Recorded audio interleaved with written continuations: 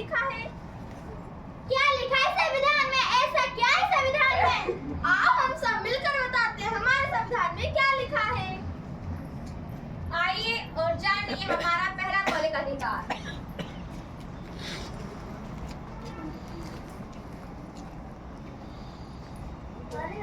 क्या कर रही हो? मंदिर में क्यों जा रही हो? मुझे भगवान के दर्शन करने हैं, इसलिए मंदिर में जा रही हूँ। लेकिन तुम तो नीचे जाती थी हो। मैं नीचे जाती थी तो क्या हुआ? मुझे भी तो मंदिर में जाने का अधिकार है, मुझे भी तो भगवान ने बनाया है। कौन सा अधिकार? क्या मुझे समानता का अधिकार नहीं है? क्या समानता का अधिकार? हाँ, समानता का अधिकार।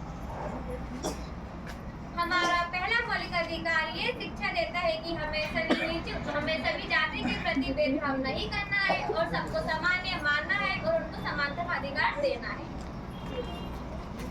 आइए और जानिए हमारा दूसरा मौलिक अधिकार।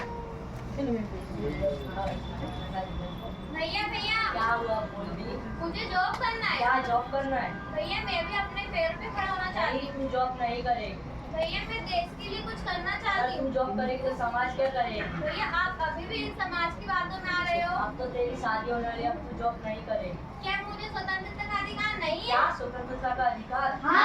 स्वतंत्रता का अधिकार।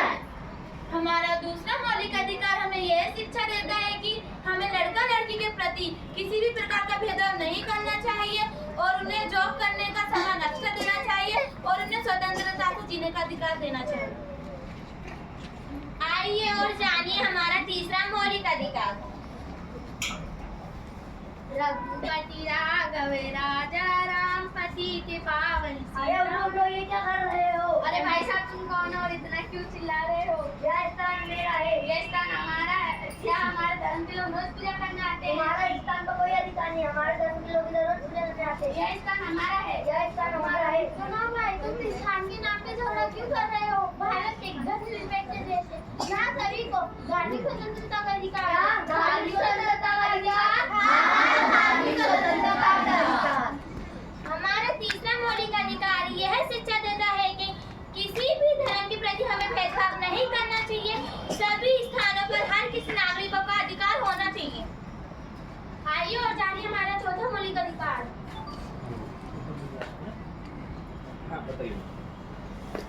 मम्मी क्या हुआ? मम्मी मैं अपनी कक्षा में फर्स्ट आई हूँ। मैंने अपनी कक्षा में 80% लाई हूँ। तो क्या हुआ? तुम तो इतने कम नंबर लाई हो, तुम्हारा पढ़ाई में ध्यान नहीं लगता क्या? पर मम्मी मुझे तो और पढ़ना है। क्या करोगी इतना पढ़ लिख कर? शादी करके चूल्हा चौका ही तो संभालना है। मगर मम्मी मुझे तो और पढ़ना है। तुम इतना मुंह क्यों चला रही हो? जाओ जल्दी घर का काम करो।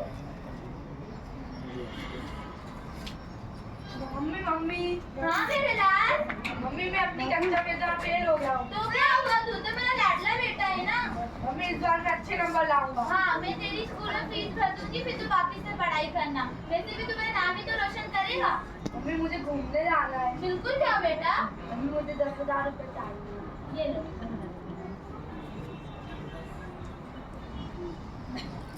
ये क्या मम्मी? मैं अपनी कक्षा में फर्स्ट आई हूँ, आपने मुझे पढ़ाने के लिए मना कर दिया और भैया फेल हो गए तो भी आप उसे पढ़ाना चाहती हो। अरे तुम एक लड़की हो ना। एक लड़की हुई तो क्या हुआ? तुम्हें इतना पढ़ने लिखने का अधिकार नहीं है? तुम शादी करके घर बार संभालने के लायक ही हो। क्या मुझे पढ़ने का अधिकार नहीं है? क्या पढ़ने का अधिकार? हाँ, पढ़ने का अधिकार। हमारा चौथा मौलिक अधिकार हमें यह शिक्षा देता है कि हमें लड़का और लड़की के प्रति भेदभाव नहीं करना है और उनको शिक्षा का अधिकार देना है। आइए और जानिए हमारा पांचवा मौलिक अधिकार।